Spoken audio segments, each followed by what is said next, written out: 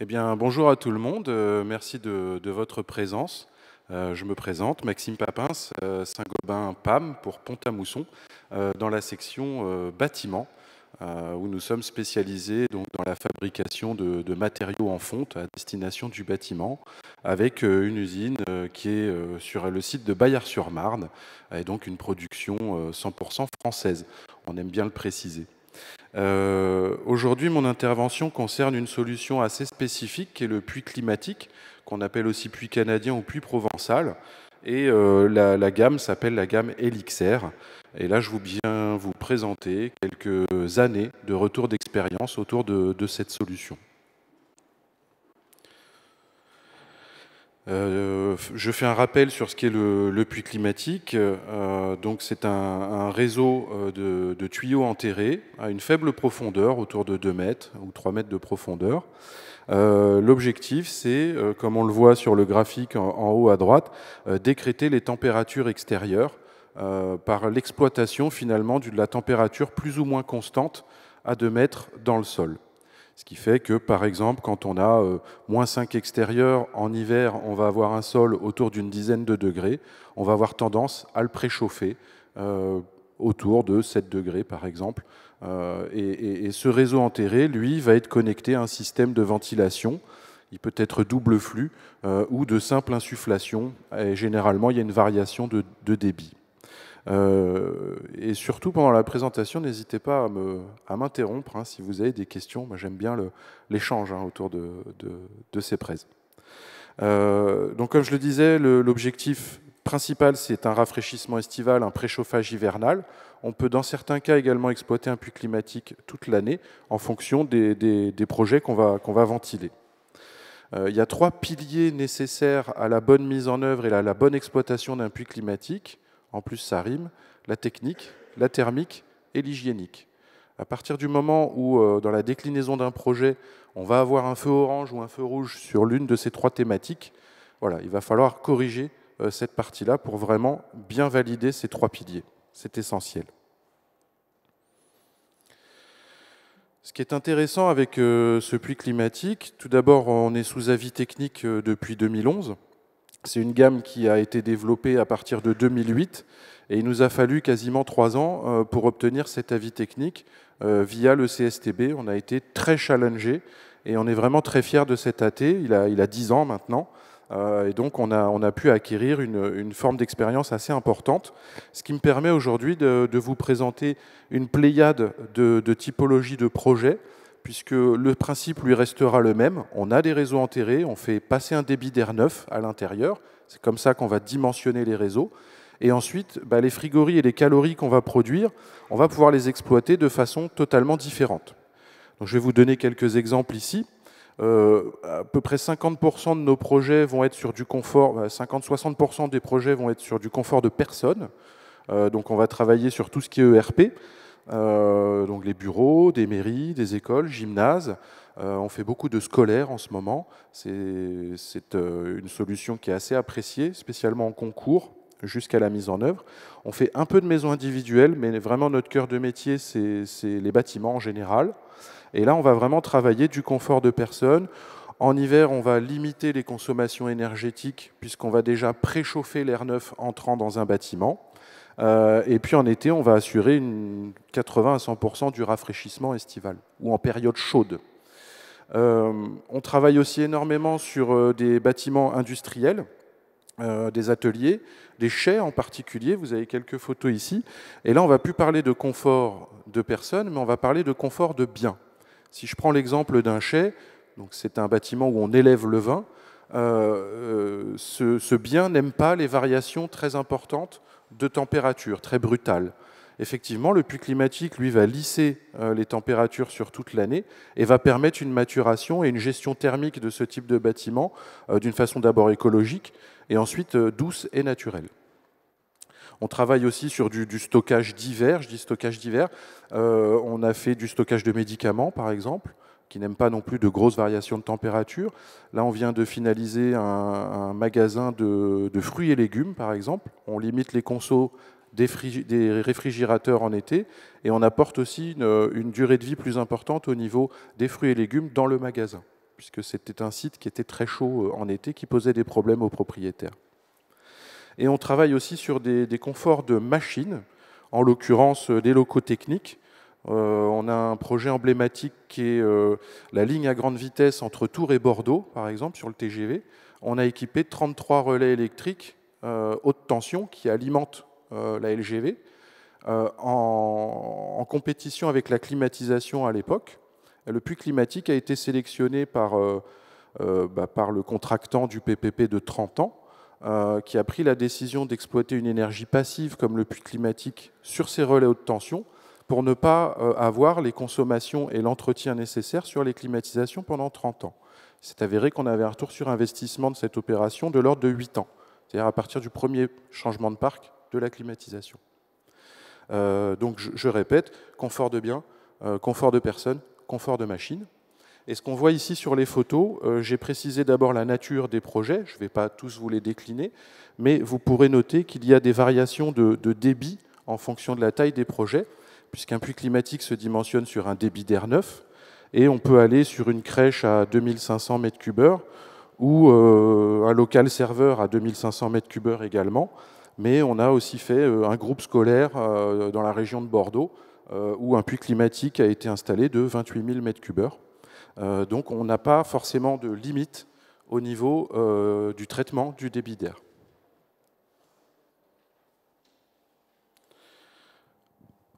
J'évoquais notre matériau au début de la présentation, donc qui est le matériau fonte. Il y a de grands avantages à utiliser la fonte comme échangeur thermique. J'ai tendance à dire qu'on fait des chauffages en fonte et des fenêtres en PVC. On a un produit très conducteur, naturellement. Pour ceux à qui ça parle, on a un produit qui a 36 watts mètre Kelvin, donc très haute conductivité. Pour vous donner un ordre de grandeur, la moyenne au niveau du sol en conductivité, c'est 1 watt mètre Kelvin. Donc on est vraiment dans un régime de conductivité avec le sol.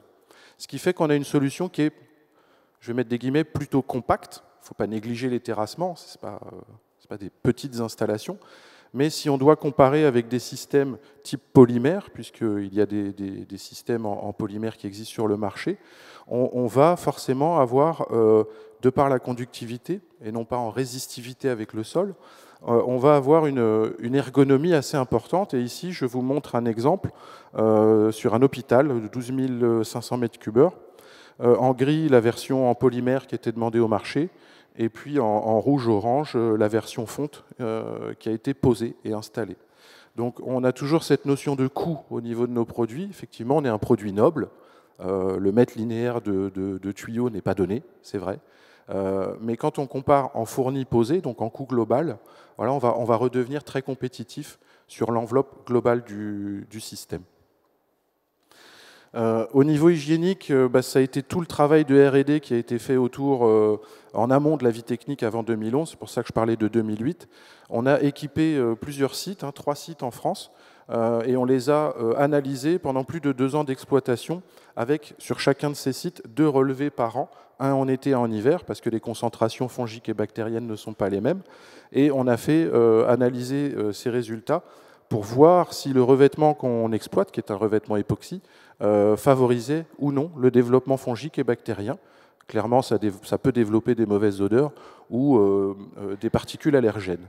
Donc il s'est avéré que ce revêtement est très résistant à ce genre de développement. Et pour information, j'ai entendu parler de Medieco tout à l'heure, on a travaillé avec Medieco, l'Institut, sur cette sélection de revêtements intérieurs. Au niveau économique, je vais vous donner des grandes lignes sur toutes les zones climatiques, parce qu'un puits n'apporte pas la même chose en fonction de sa zone climatique et le bâtiment qu'on ventile, vous l'aurez compris. Dans les grandes lignes, on va faire une économie d'à peu près 15 à 30% sur les besoins de chauffage, sur les consommations d'énergie primaire post-chauffage. Et au niveau rafraîchissement, en fonction du taux de brassage et de l'inertie du bâtiment, on est capable de rafraîchir de 80 à 100% en fonction des besoins un bâtiment en période chaude. Je dis période chaude parce que l'été, c'est l'été, mais on s'est aperçu que des fois, on pouvait avoir des vagues qui étaient un petit peu décorrélées par rapport aux saisons traditionnelles. Donc j'ai plutôt tendance à parler de période chaude et de période froide. On parle d'énergie passive et moi, il y a un sujet que j'affectionne particulièrement là-dessus, c'est la preuve par le résultat.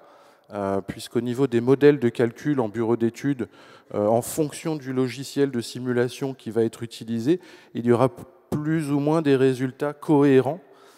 Et ça aussi, en phase amont, c'est vraiment très important d'appréhender cette solution et surtout de la challenger, c'est-à-dire de se présenter plusieurs scénarios, utiliser plusieurs outils. Nous en avons un en interne, hein, nous savons vous remettre des notes de calcul, et de pouvoir appréhender justement les dimensionnements. Ici, vous verrez un site modeste.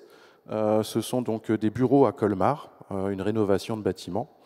450 mètres cubeurs, un diamètre 200, que vous voyez à droite avec l'instrumentation, et 30 mètres linéaires de réseau. Ici, vous avez 3 courbes, une estivale et 2 hivernales. Vous voyez sur la partie supérieure, en rouge, les variations de température extérieure. On voit que c'est l'été, hein, on a des pics à 33 degrés, on a même un pic à 35 degrés en bout de ligne, et on a une trentaine de jours d'analyse ici. En jaune, vous avez la température du sol à 2 mètres. Vous la voyez très stable. Et en bleu, vous avez la température en sortie des 30 mètres de tuyaux. Donc là, on s'aperçoit immédiatement de l'écrêtement assez important qu'un puits climatique est capable d'apporter. Ensuite, c'est vraiment le débit d'air neuf qui fera la performance au sein du bâtiment. Et là, j'ai mis en exergue un pic chaud. On est à 33,5 en juillet, le 10 juillet, on a un sol à 18 degrés, on sort du tuyau à 21. On a gagné une douzaine de degrés sur l'air extérieur. Ainsi, on passe en hiver. Là, on a une inversion des couleurs, mais ce n'est pas grave. En marron, on va avoir le sol. En rouge, la température de sortie de puits climatique. Et en bleu, la température extérieure, avec une période de gel qu'on voit ici, le 0 degré étant là. On voit qu'en été, on est à 18 degrés. Là, en hiver, on est à 12 degrés au niveau du sol. Donc on voit bien une sinusoïde quand même à 2 mètres de profondeur. J'ai mis en exergue à un moins 5 degrés. Un sol à 12, on sort à 7 degrés. Donc vous comprendrez que l'air, au lieu de passer par les menuiseries à moins 5 et de devoir le chauffer jusqu'à 20 degrés, là, on va travailler sur un air neuf qui est déjà à 7 degrés. L'économie au niveau du post-chauffage, elle est là. Ce qui est intéressant de noter, c'est qu'on a encore un delta qui tourne autour de 12 degrés sur l'air extérieur via le puits climatique.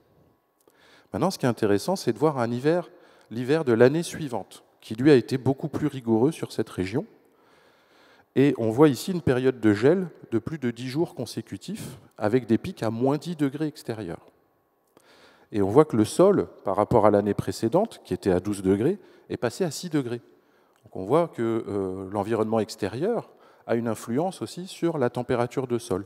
J'insiste sur la température de sol, puisqu'étant énergie passive, un simple tuyau enterré, on va dépendre de la température de sol. Ce qui est intéressant de noter également, c'est qu'on a un pic à moins 10,5, on a un sol à 6, on sort à 0 degré. On peut considérer qu'un puits climatique est capable de mettre hors gel des systèmes de ventilation. Derrière, c'est une économie sur les batteries de mise hors gel, et c'est un vrai travail autour des consommations énergétiques d'une centrale de traitement d'air. Enfin, on note, encore une fois, un delta de 10 degrés, 10,5 sur ce point-là. Donc, ce qui est intéressant de noter, finalement, quand on analyse ces trois courbes, c'est que le puits, quand on a des pics chauds ou des pics froids, sur les dimensionnements qu'on préconise, vont apporter entre 10 et 12 degrés sur l'air extérieur. C'est plutôt ça qu'il faut retenir.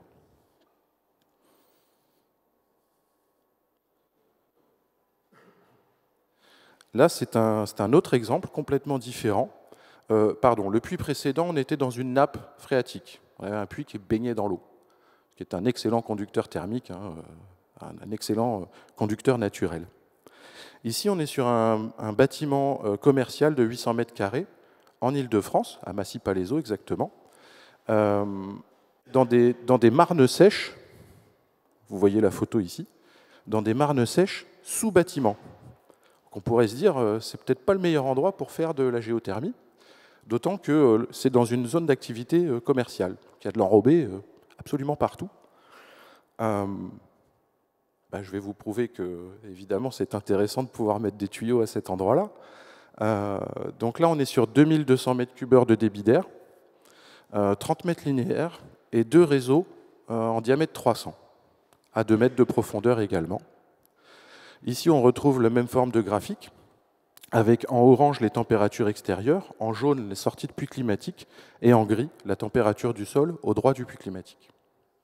Et on s'aperçoit, encore une fois, j'ai mis en exergue donc un pic chaud, 35,6 degrés extérieur, un sol à 18,4, on sort à 24 degrés du puits climatique. Et on a encore ce fameux delta d'une douzaine de degrés sur l'air extérieur, sous bâtiment, dans des marnes sèches. Donc c'est encore intéressant de noter ici que, certes, on va avoir un puits, si on regarde de façon très proche, qui va réagir un peu plus fort vis-à-vis d'un puits qui est présent dans une nappe phréatique en espace naturel, mais qu'au final, on va parler de Pugniem, parce qu'on est sur un vecteur R. Ce qui est intéressant de noter également, c'est la courbe bleue en dessous, c'est une simple traduction du delta, on l'a calculé en kilowatts, et qu'à l'instant T, quand il faisait 35,6 extérieur et 24 en sortie de puits, on produisait à ce moment-là 7,58 kW de rafraîchissement de façon totalement gratuite.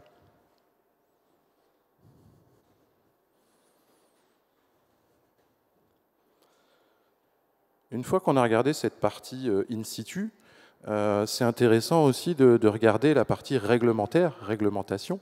Le puits climatique est encore une niche, puisque l'algorithme est présent dans la RT 2012, mais malheureusement très peu valorisé. Je ne sais pas s'il y a des personnes qui étaient communes ou qui sont encore communes avec la RT dans la salle, mais en termes de CEP, donc consommation d'énergie primaire, 0, voire 0,2, 0,3, et en TIC, rien du tout, température intérieure de confort.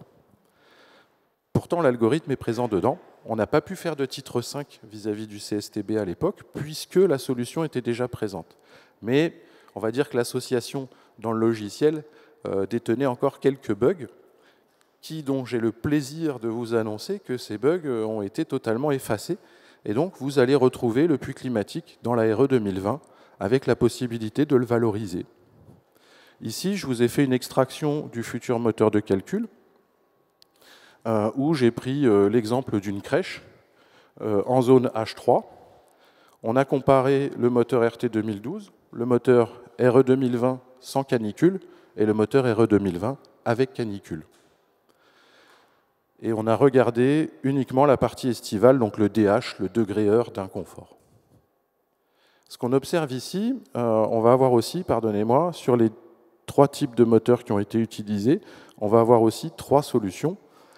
Une base traditionnelle, avec climatisation, avec puits climatique et centrale d'air double flux. On s'aperçoit au niveau des degrés-heures, si je prends une RT tradi, on est à 1554 en DH. Donc là, on sort beaucoup d'heures d'inconfort. Je vais passer tout de suite sur la RE 2020, en période sans canicule. Déjà, on s'aperçoit qu'on a un degré-heure d'inconfort qui a explosé. Donc c'est quand même assez intéressant. On voit que la notion d'inconfort thermique en RE a bien été considérée. On a tous entendu parler des retours d'inconfort thermique sur des bâtiments RT 2012. Et ça, on est assez satisfait quand même de cette prise de conscience. Si on simule avec une climatisation, les 2448 heures de DH sont annulées. On est à 0 avec une clim. Quand on applique un puits climatique, on descend à 398,2. Donc, ce qui est intéressant, c'est qu'on s'aperçoit qu'en débit d'air sanitaire, on réduit de 83%, voire 84%, le DH, l'indicateur d'inconfort d'été en RE. Et si on prend un scénario canicule en RE 2020, donc on arrive à 3155 heures de DH, de l'indicateur, 0 en climatisation, et on tombe à 680,1 avec un puits climatique en RE. Donc c'est quand même assez intéressant de voir que cette solution, demain, on va pouvoir la retrouver dans le moteur. Notre objectif, c'est de pouvoir communiquer sur la façon de faire au niveau du moteur de calcul et de pouvoir justement accompagner les décideurs et prescripteurs autour de cette solution. Le tableau que vous voyez en dessous, c'est une simulation qui a été faite sur un logiciel bien connu de STD qui était RN6. On a pris une maison traditionnelle, la plus vendue en France, une 110 mètres carrés, d'un grand groupe qu'on connaît bien.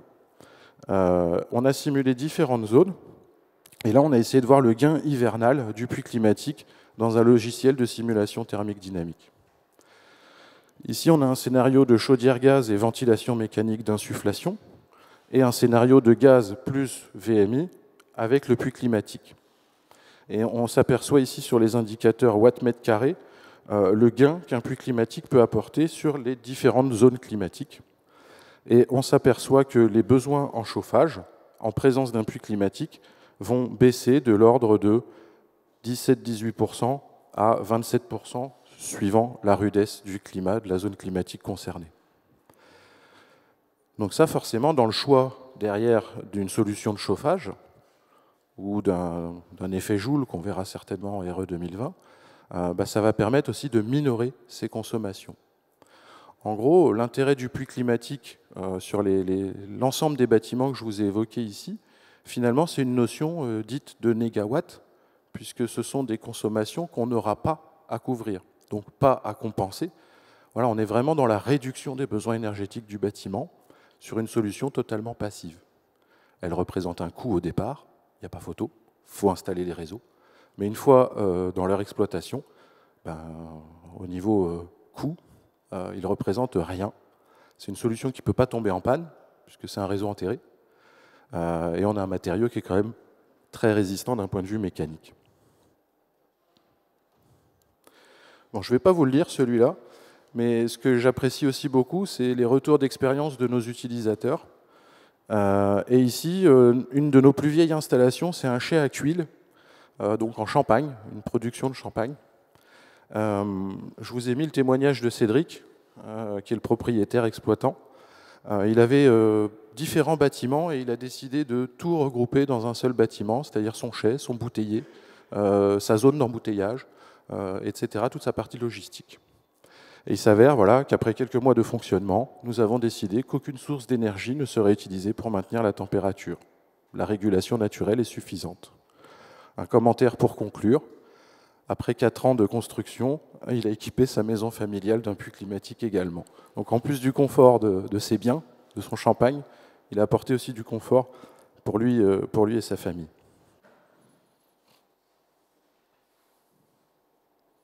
N'hésitez pas à nous contacter, on est présent sur tout le territoire, donc pambâtiment.fr, où vous pouvez taper Elixair aussi sur un bon moteur de recherche.